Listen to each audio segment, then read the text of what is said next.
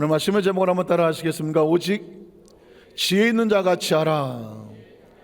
오직 지혜 있는 자 같이 하라. 이런 제목으로 말씀을 나누기를 원합니다. 오늘 수요예배 시간에는 에베소서 말씀을 강의하고 있습니다. 말씀을 상고하고 있는데 에베소서 기억하십니까? 어떤 분들은 처음 교회 와서 그 산모들이 좋아하는 성경 구절이 있더라고. 그 뭐냐 그랬더니 에베소서. 에베소서가 아니라 에베소라고 하는 지역의 교회에 바울이 그 초대교회에 하나님 말씀을 증거하고 전달하면서 썼었던 그 서신 기록 에베소서, 에베소 교회가 받은 하나님 말씀의 편지를 에베소서라고 말씀을 하죠. 혹시 성경에 관심이 좀 있고 또 혹시 교회에 관심 있는 사람은 계시록, 요한계시록 2장 3장에 보면 7교회가 나와요. 요한이 그 당시에 소아시아에 있는 7교회에 편지하노니 이렇게 말하면서 7교회를 말합니다. 그 7교회는 교회사 속에서 향후 예수님께서 그 교회들이 어떤 상황이고 또 칭찬받을 일은 어떤 말이고 지금 잘못된 것은 어떤 것이고 그래서 어떻게 하라, 그들의 교회에 대한 새로운 길을 제시하는 것이, 그것이 때로 징계도 있고 보상도 있는데 상급도 있는데 그 중에 나오는 교회 첫 교회 이름이 에베소 교회거든요. 그래서 이 에베소 교회는 우리 성도 의식 속에서 한 번쯤 생각해 두셔야 되는데, 에베소 교회, 에베소의 뜻이 뭐냐면 beloved, 사랑받는 자. 그러니까 에베소 교회는 사랑이란 단어와 뗄래야 뗄 수가 없습니다. 그러니까 가장 사랑받는 교회, 그러면서 사랑이 있는 교회, 그럼에도 불구하고 그 사랑에 대한 열매를 잊어버린 교회. 그러니까 내 첫사랑을 버려놓으라 하는, 첫사랑을 다시 되찾으라 라고 하는 것이죠. 사랑에 첫사랑이란 만큼 설레는 단어는 없죠. 나는 아직도 첫사랑을 잊지 못한다. 우리 교회 성도들은 연애에 별로 관심이 없는 거 알아요. 영화에도 관심이 없고 드라마도 관심이 없고 뭐 그러니 무슨 사랑 이야기 이런 데 별로 관심이 있겠습니까? 오직 기도와 오직 말씀과 오직 전도하는 것밖에 몰라. 그러니까 세상의 이야기는 누가 전해줘야 돼? 할 수 없어. 제가 전하는 수밖에 없어. 사랑이란, 첫사랑이 설레이고 중요하다면 첫사랑보다 더 중요한 것은 마지막 끝사랑이라는 것입니다. 이 끝사랑이라는 단어 어디서 나왔나 했더니 어떤 유행가 가수가 불렀더만, 누구라고 말은 했겠지만 끝사랑이란 또 노래도 있더라고요. 갖다 붙인 거죠. 첫사랑이 있으니까 끝사랑도 있다고 말했는지 몰라요. 사랑의 중요한 것은 뭐냐면 초지일관하는 것이죠. 처음과 끝이 한결같이 사랑이 유지가 되어야 되는 것입니다. 그래서 사랑이란 처음과 끝이 같지 않으면 사랑이 아닌 거예요. 한번 따라하세요. 사랑이란 처음과 끝이 같지 않으면 사랑이 아니다. 사랑의 모습은 가지고 있고 사랑의 감정은 있고 사랑의 흉내는 낼 수 있을지 모르지만 그 사랑은 처음과 끝이 않으면 그 사랑은 일시적인 감정이요, 착각이요, 자기 혼자만의 어떤 환상으로 끝날 수가 있는 겁니다. 진짜 하나님께서 말씀하신 사랑이라는 단어는 처음 사랑을 품었으면 아무리 힘들고 어렵고 서운하고 섭섭하고 억울하고 장애물이 있다고 할지라도 마지막 순간까지 그 사랑을 놓지 아니하고 열매를 맺을 때 나는 사랑했다, 그건 사랑이었다라고 말할 수 있는 거죠. 그래서 에베소 교회는 안타깝지만 처음 사랑은 뜨거웠어요. 받은 은혜도 컸어요. 정말. 그래서 에베소 교회를 통해서 소아시아 7교회가 다 발판돼서 교회가 세워졌습니다. 그런데 정작 처음 세워진 에베소 교회, 그 처음의 열정과 열망을 시간이 지나고 와서 봤더니 그 열정과 열망이 안 보이는 거예요. 그래서 요한계시록에 예수님이 에베소 교회를 향한 칭찬과 함께 책망을 하는 거죠. 네 처음 사랑은 어디로 갔느냐? 처음 예수 믿었을 때의 감격과 감동, 처음 그 성령 받고 감격과 감동, 처음 직분을 받았을 때 감격과 감동, 한 영혼을 전도해서 그 설레이는 마음으로, 뜨거운 마음으로 하나님 앞에 그 나왔던 그 감격과 감동, 더 이상 영혼을 바라보아도 뜨겁지 아니하고 그 영혼을 불쌍히 여기는 긍휼의 마음이 없으며 그 영혼을 어떻게 하나님께 인도하나 그 구령의 마음이 없다고 하면 그 처음 믿었던 그 사랑은 어디로 갔을까요? 그래서 신앙은 처음 예수 믿고 구원받고 하나님 백성으로 처음 구원받은 이 엄청난 열정과 열망도 소중한 만큼 그것을 붙잡고 지켜내는 신앙의 과정도 중요하고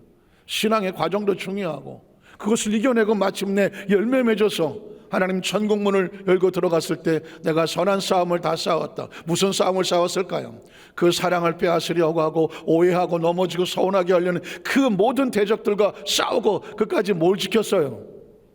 사명이라고 말하지만 사명의 또 다른 이름은 사랑인 거죠. 사랑을 끝까지 지키고 사랑으로 천국을 가는 것이죠. 제가 또 뒤집어 말할까요? 천국은 뭘로 갈까요? 사랑으로 가는 겁니다. 제가 지난 주일 천국은 은혜로 간다고 말했거든요. 그러면 천국은 때로 믿음으로 간다 그랬다가 은혜로 갔다 그랬다가 사랑으로 간다, 이렇게 가는 길이 다르냐고. 다 같은 말입니다. 은혜를 잊지 않는 게 사랑이죠. 은혜를 잊어버리고 무슨 사랑이에요? 사랑이란 끝까지 믿는 거거든요. 믿어주는 거거든요. 그러니까 사랑은 믿음으로 가고, 사랑이 아니라 천국은 믿음으로 가고, 천국은 사랑으로 가고, 천국은 은혜로 가는 거예요. 은혜와 믿음과 사랑은 일맥상통한 겁니다.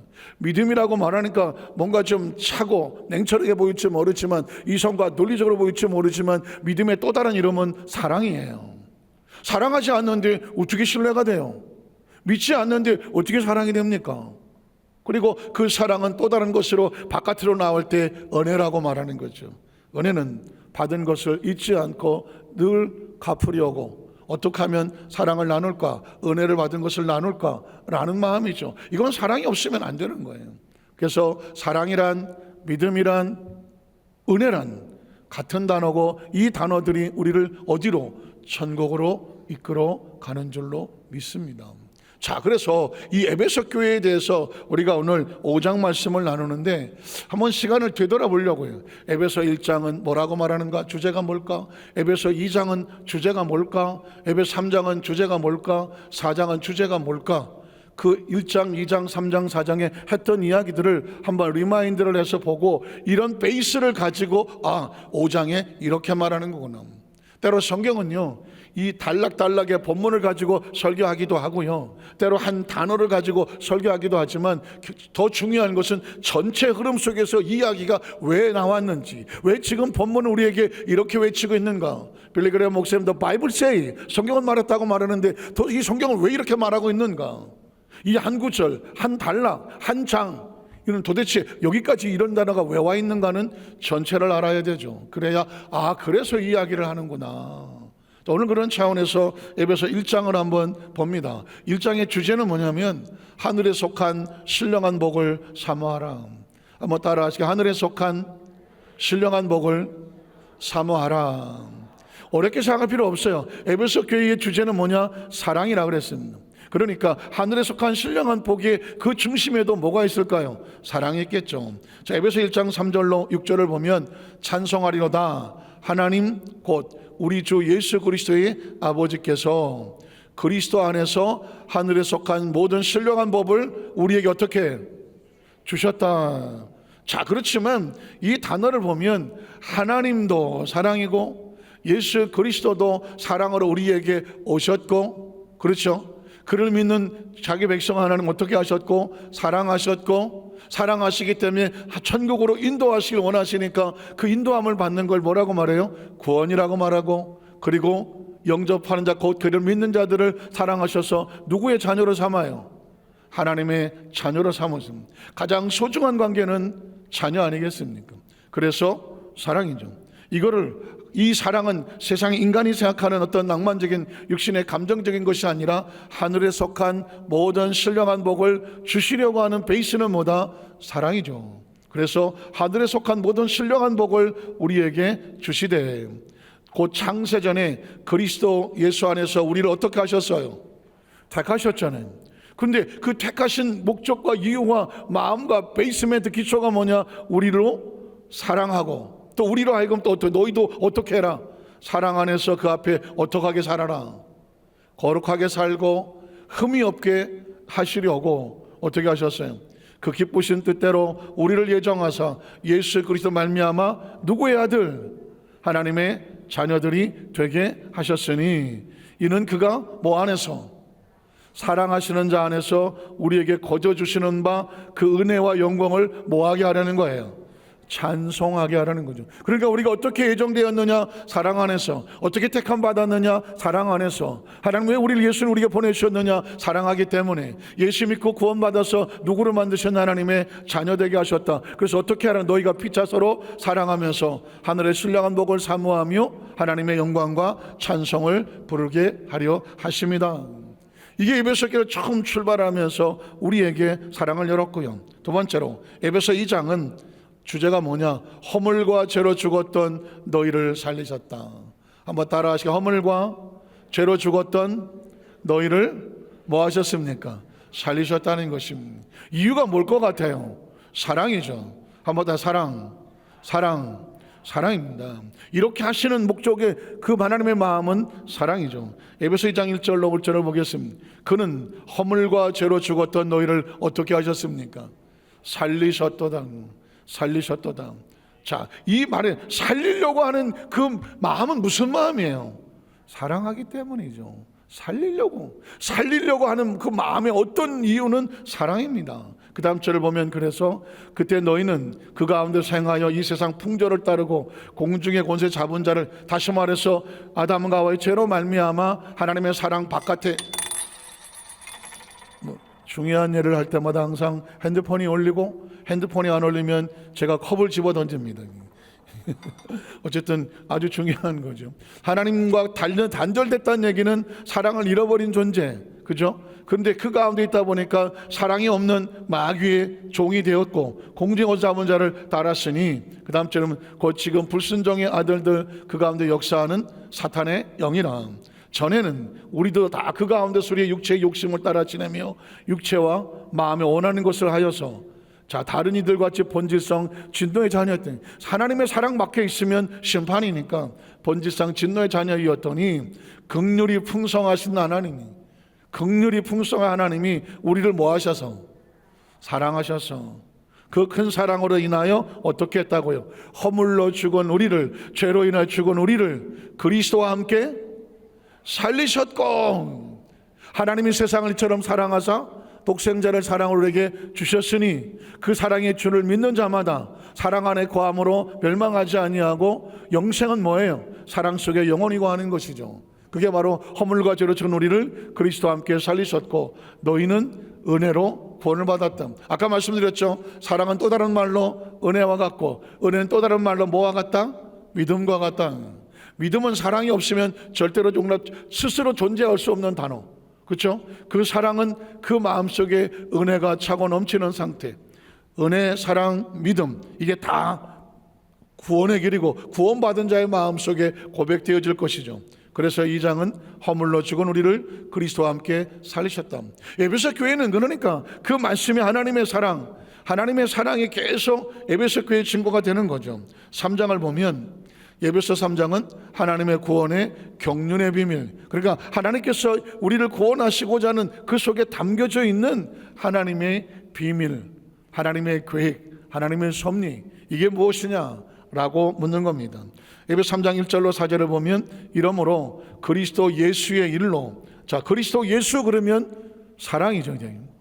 하나님이 보내신 사랑, 구원의 길을 주신 사랑, 은혜로 허물과 죄로 죽었던 것을 그리스도 안에서 너희를 살리셨다고 하는 이 사랑, 이 일로 인하여 너 이방인을 위해 갇힌 자 된 나 바울이 말하고는, 바울이 왜 갇힌 자가 됐다고요?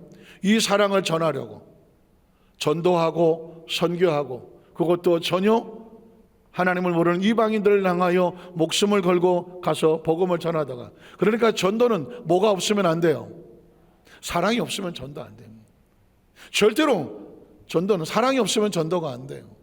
야, 선교는 뭐가 없으면 안 될까요? 영원 사랑할 마음이 없으면 선교가 안 돼요. 여러분, 봉사는 어때요? 봉사는 사랑이 없으면 봉사가 안 돼요. 은혜가 없으면 봉사가 안 돼요. 믿음이 없으면 봉사가 안 돼요. 그래서 보통 뭐가 떨어지면 봉사하다가 그만둡니까? 사랑이든 은혜든 믿음이든 다 똑같은 말이지만 은혜가 떨어지면 봉사가 안 되죠. 믿음이 떨어지면 또 봉사가 안 됩니다.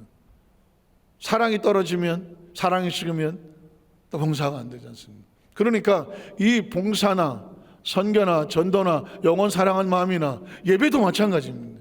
예배도 마찬가지입니다. 혹시 나 오늘 예배 억지로 나왔다, 손 들라고 그래 조금 그러긴 하지만 억지로 나왔다, 이게 오늘 무슨 요일이지? 화요일인가? 달력을 봤더니 수요일이네. 아이고, 이거 어떡하지? 가야 되나 말아야 되나? 수요 예배 내가 시켰는데 오늘은 어떡하지? 혹시 고민하다 나올 수도 있어요. 그리고 어떤 분은 어제부터 기다릴 수도 있어요. 오늘 수요일인데 오늘 수요일 아침 갔다. 아침부터 일어나서 머리 빡빡 감고 그냥 드라이 하고 앉아서 기다렸다가 나와서 있을 수도 있어요.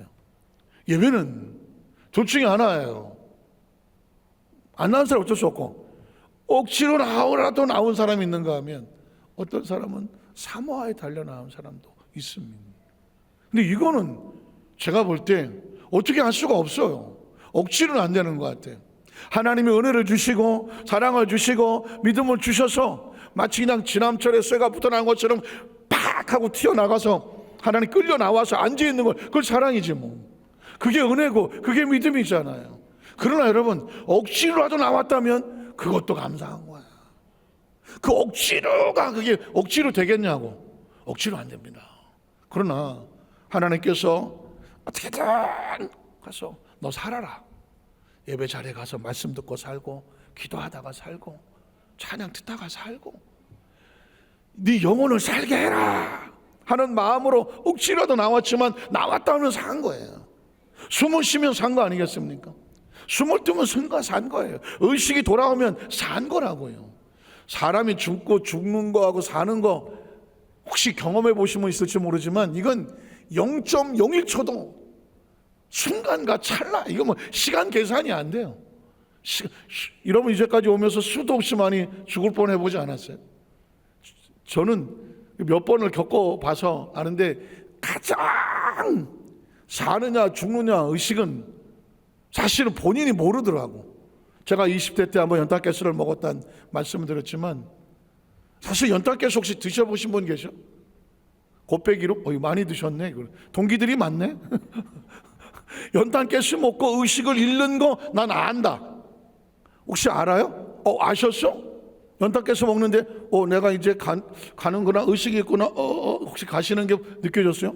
전 전혀 몰랐어요. 전 전혀 몰랐어요. 그리고 제가 발견이 돼서 바깥에 비 오는 날 땅바닥에 쳐박아놓고 흙냄새 맡아 여기다 흙을 잔뜩 바르고 제가 딱 한 달 바깥에 나가서 자취를 한번 해보겠다가 나갔다가 첫날 그냥 자취하러 나간 첫날 연탄가스 먹고 나가 떨어졌어. 그래갖고는 집주인 아줌마가, 제가 말씀드렸잖아요. 아니 뭐 새벽 1시에 비가 엄청 내리는데 그 아줌마가 화장실을 왜 바깥으로 들어가냐고. 그리고 그 당시 화장실은 변속관이 다 바깥에 있었어요.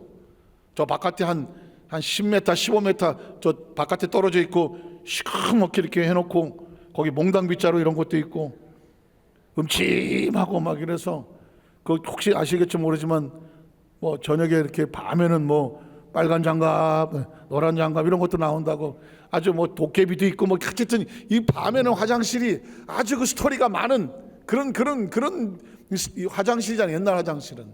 근데 그 아주머니가 왜 새벽 1시에 비가 오는데 요강이 하나 있었으면 딱 끝났을 텐데 바깥에 화장실 갔다가 오다가 제가 있는 방에 불이 켜져 갖고 무슨 애기 우는 소리가 나고 이래갖고 이 아줌마 그냥 들어갔으면 전 끝났어요. 그런데 그 아줌마가 문을 열고 와갖고 왜 그러나 했더니 제가 막 코피를 쏟고, 그러니까 20대 때니까는 그래도 버둥거리고 막 움직이고 있고, 그리고 제가 예전에 야외 전축이라고 해 네모난 거 레코드판 끼는 이런 게 있었어요. 그러니까 그걸 라디오판을 틀어놓고 영시의 달이라는가 이런 거 틀어놨던 것 같아요. 근데 이 라디오 소리가 들린 거야 이게. 그게 앵앵앵앵 거리니까 애기 오는 소리가 난 건데, 그 아주머니가 들어가서 내가 피초청이 돼서 막 이러고 있으니까 큰일 났다고 아저씨 데려와 갖고 저를 끌어다가 마당에다 던져놓은 거예요. 그 비 오는데 코에 흙냄새 맡아야 된다고 갖다가 처박아 놓고, 동치미 국물 또 어디서 또 그거 갖다 여기다가 어떻게 넣나 봐. 나중에 의식이 돌아보니까 여기에 막 동치미 국물하고 막 뭐 냄새가 범벅이든. 전 그때 압니다. 사람이 죽고 사는 건 자기 영역이 아니에요. 딱 하고 들어오더라고. 의식이 딱 하고 들어와요. 딱 하고 들어왔는데 온몸은 못 움직여. 몸도 못 움직이고 여기가 어딘지도 모르겠어. 그런데 딱 한 가지, 추워. 근데 옆에서 사람들이, 동네 사람들 다 나왔어요. 사람 죽는다고. 그 옆에서 뭐라 하냐면 죽었나 봐. 불쌍해서 어떡해. 그런 소리가 다 들려. 근데 꼼짝을 못해. 이러고 있어. 근데 내가 아마 이렇게 움직였나 보지. 그러니까 살았나 봐. 막 살았나 봐. 하여튼 간에 다 들려. 그리고 나서도 의식이 없어. 나중에 보니까 의정부 도립병원에 실려가 갖고 이거 마스크 꽂고 있는 거예요. 그리고 지금 제 기억에 보니까 거기가 여러 명이 들어가는 병원, 그 침대가 있고 그런 집이었던 것 같아요. 그런데 제가 1번이야 1번 들어가서 이러고 있는데 보니까 아무도 안 들어왔어. 조금 있더니 뭐 한두 시간 지나니까 막 들어오기 시작하더라고요. 옛날엔 연탄가스, 거의 연탄가스를 많이 가셨어요. 막 들어오기 시작하더라고요. 제가 나중에 보니까, 의식이 돌아가고 나서 보니까 저만 살았어. 저는 1시쯤인가 발견돼서 이렇게 들어온 거고, 3시, 4시 이렇게 들어온 사람들은 그냥 충분히 드셔서 다 가셨어. 지금 생각하면. 전 그때 20대 때 벌써 사람은 자기 힘으로 살지 않나. 죽고 사는 건요, 시간 문제가 아니야. 어떻게 됐는지도 몰라. 어떻게 됐는지도 모르고 딱 하나, 의식이 딱 돌아와. 딱 돌아와. 그러면 사는 거예요. 근데 의식이 안 깨어나? 이건 가는 거예요. 그러니까 뭐 죽고 사는 걸 내가 어떻게 할 수가 없어요. 할 수가 없는 거예요. 이해가 되세요? 이 명절 좋은 날 제가 이런 얘기를 하는 이유는 가장 소중한 건 자기 생명을 지키는 거예요. 저 40대도 한번 똑같이 죽음을 체험했잖아요. 그 40대는 선교사 나가서 미국에 있었을 때인데, 미국의 집이 아래 2층으로 돼 있었어요. 근데 미국 캘리포니아는 지진을 대비해서 전부 다 나무집이야, 나무집. 정말 다행히 나무집이야. 그리고 바닥은 카페트야. 그래서 사는 것 같아. 나는 책상에 앉으려고 그러다가 의식이 없어요. 내가 나 이제 쓰러지는구나, 이게 없다니까요. 그냥 순간 막 필름 끄는 것처럼 탁 녹아 떨어졌는데, 떨어지는 인식이 없어서. 그게 신기한 거예요. 어쩌면 사람은 죽을 때 내가 죽는다 이런 인식이 없을지도 몰라. 뭐 드라마에서 보면은 뭐 잘 있어라 자르라 뭐 이렇게 가시기도 하는데, 모르겠어요. 제가 체험한 걸로 봐서는 가는 줄 몰라. 뭐 그냥 전기 코드 그냥 뽑으면 화면이 팍 사라지는 것처럼 여기서 의식이 다 떠나가자는데, 근데 의식이 떨어지는 의식을 못 한다니까. 그리고 얼마를 지났는지 모르지만 똑같아. 딱 의식이 들어와. 스위치 키는 것처럼. 근데 여기가 어딘지를 모르겠어. 캄캄해. 지금도 생생해요. 죽었나? 여기가 어디지? 캄캄해. 지옥인가? 컴컴한데 어떻게? 천국은 기와 여처럼 날마고 피신. 컴컴해. 왜 컴컴했을까요? 눈을 감고 있어서. 눈 감으면 컴컴해. 눈을 떴는데 이 상황이 어떻게 된지 모르겠어. 몸을 움직였어. 내가 엎어져 있어. 이렇게 해서 이렇게 꼬꾸라졌어. 그러니까 코와 이마가 이렇게 떨어졌어. 그러니까 여기가 까졌어. 여기가 까지고 코가 까졌어. 그러니까 뭐 이렇게 꼬꾸라진 거예요. 그러니까 사람이 의식을 잃으면 머리가 무거우니까 머리가 떨어진다고 하잖아요. 이마가 까지고 코가 깨졌어. 근데 바닥이 카페트였어. 만에 하나만 쌤이 어쩌고 했으면 또 상태가 달랐어요. 이렇게 누워있다. 이렇게 깨져갖고 이렇게 누워있는 거예요. 이렇게 해서 일어서 보니까 그제서 알겠어. 책상에 앉다가 그냥 나가 떨어진 거예요. 얼마가 누워있었는지는 몰라. 그때 이제 우리 사람 뭐 있지만 우리 사람은 1층에 있었고 제가 2층에 서재에서 우리 사람은 몰라. 뭐가 쿵 하는 소리 났긴 했지만 의자가 뭐 이렇게 떨어졌거나 이 정도 생각을 했어요. 얼마나 시간인지 잘 모르겠어요. 그냥 전 내려왔어요. 내려왔는데 뭘 넘어뜨렸냐고 우리 사람이 물었던 것 같아요.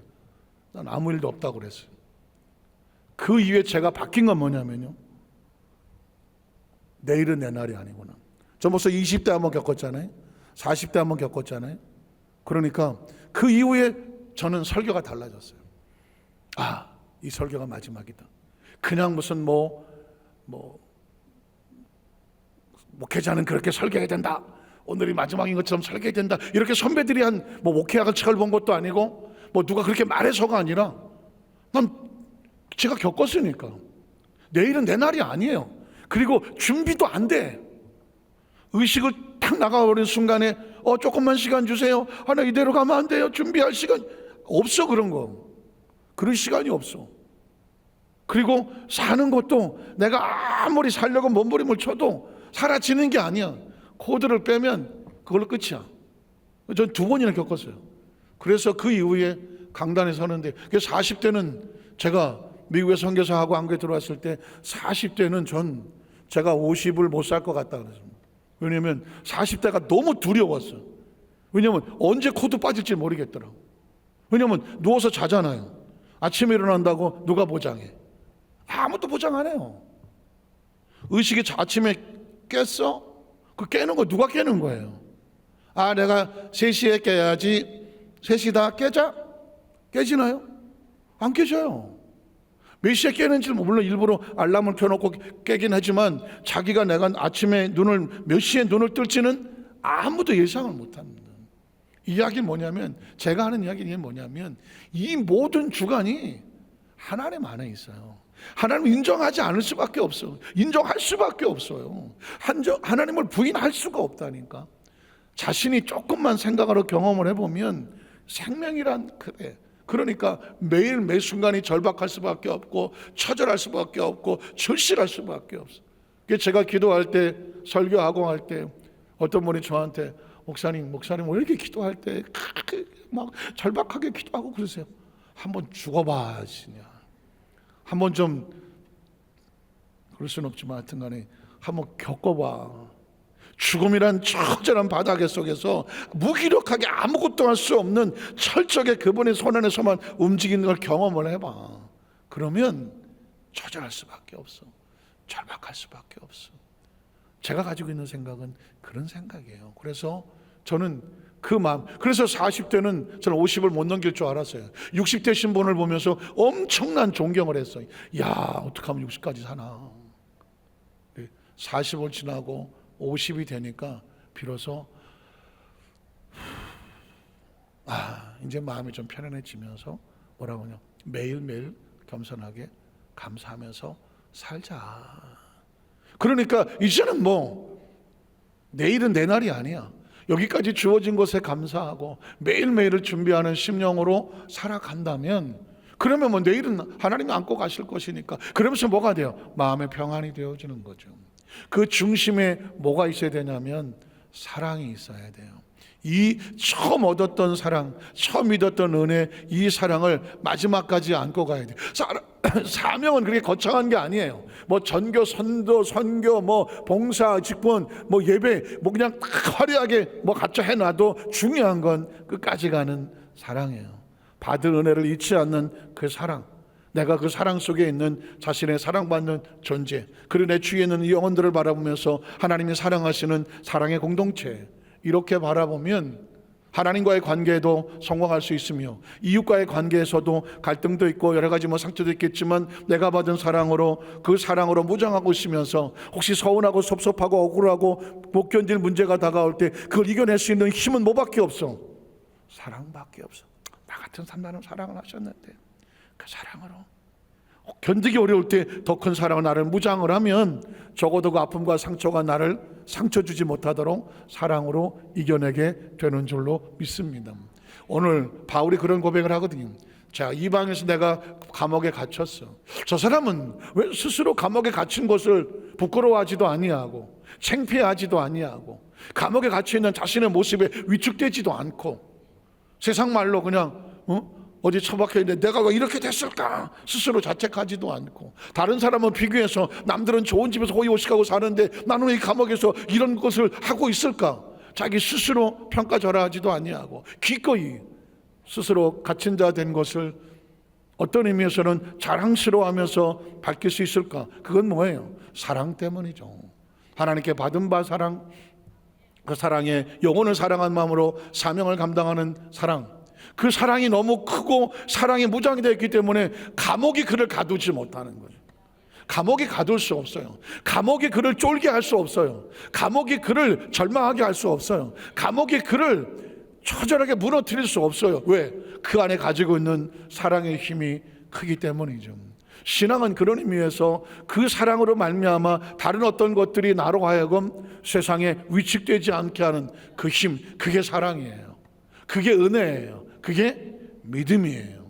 그래서 바울이 나 바울이 말하거니와 너희를 위해서 내게 주신 하나님의 그 은혜의 경륜을 너희가 들었을 때다. 은혜의 경륜은 다른 거 아닙니다. 하나님이 사랑하셔서 너희를 저 이방인까지라도 그를 믿는 자마다 멸망하지 아니하고 하나님의 자녀가 되는 사랑의 구원의 은총을 너에게 주셨다. 이게 하나님의 비밀이다. 하나님의 경륜이다. 하나님의 원칙이다. 원리다.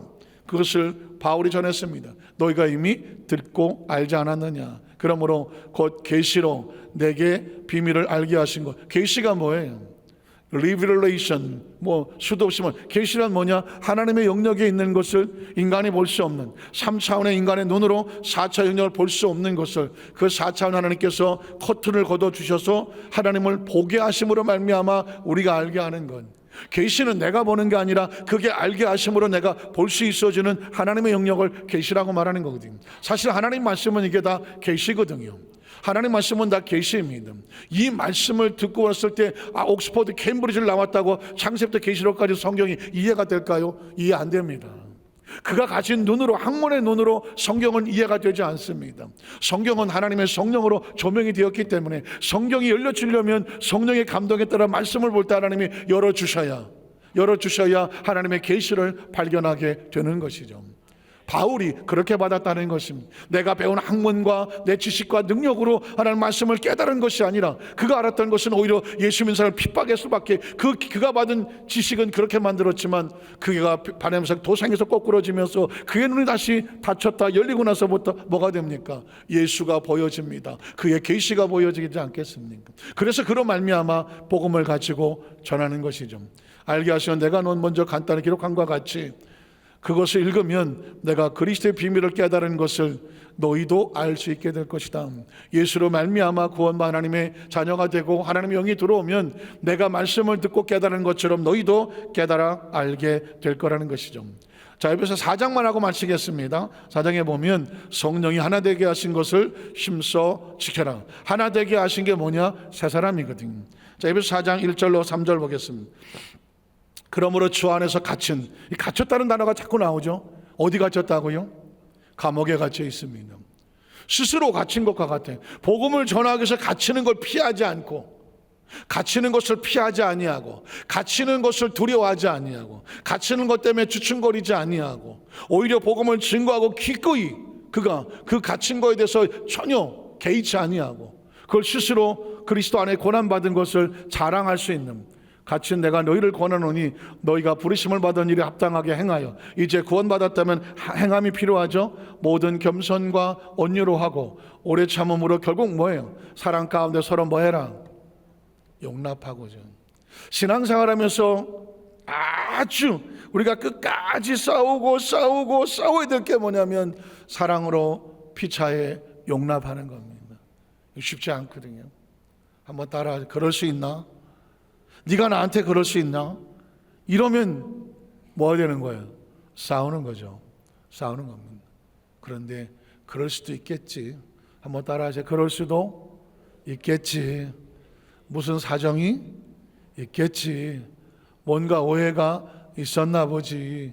이렇게 되면 여지가 있잖아요. 오해가 풀리면, 이해가 되면 모든 관계는 회복이 되거든요. 지금 당장 오해가 되기 때문에 서로 격렬하게 부딪히면 둘 중에 하나, 아니 둘 다 같이 죽을 수도 있는 거거든요. 그래서 저와 맞벌이 인생을 살아가면서 끊임없이 당장의 어떤 충돌과 아픔이 있을 때 그때 감정에 맡기지 말고, 그럴 수 있어, 감정이거든요. 그때 올라오면 막 큰일 나는 거죠. 한 걸음 들어서면서 그래, 그럴 수도 있겠지, 또 무슨 사정이 있었나 보지, 또 누군가 또 이간질을 시켜서 오해가 있었나 보지. 그래서 어떻게 한 걸음 뒤로 물러서면서 그때 하는 게 뭐라고요? 내 속에 있는, 나도 사람이니까 올라오려고 내 감정을 어떻게 내려놓는 시간이 필요한 거죠. 그게 바로 용납하는 거거든요. 자, 그 다음 절에 보면 평안에 매는 줄로 성령이 하나 되게 하신 것을 힘써, 결국 우리는 모두, 성령은 우리를 뭐 하게 된다? 하나가 되게 하는 거예요. 마귀는 어떻게든지 우리를 갈라놓으려고 하는 거예요. 이걸 잘 보셔야 돼. 내가 지금 하나 되게 하려고 하는가, 갈라놓으려고 하는가? 여기 속에서 내 속에서 움직이는 영이 하나님의 성령인가, 아니면 서로 이간질시켜서 넘어뜨리려는 악한 사탄의 영인가? 영문별이 필요한 것이죠. 이 세상은 끊임없이 갈라치기를 합니다. 그러나 성경은 하나님의 성령으로 그리스도의 매는, 평안의 매는 줄로 하나 되게 하라. 그걸 어떻게 힘써 뭐 하라고요? 지키라고. 안 되니까 지키라고 그러지. 잘 안 되니까 힘쓰라고 하지. 쉽게 되지는 않아요. 그러나 우리의 목적을 가지고 또 힘쓰고 또 힘쓰고 애쓰고 그리고 지켜나가면 결국 우리는 그리스도 안에서 새로운 삶을 얻게 되는 줄로 믿습니다.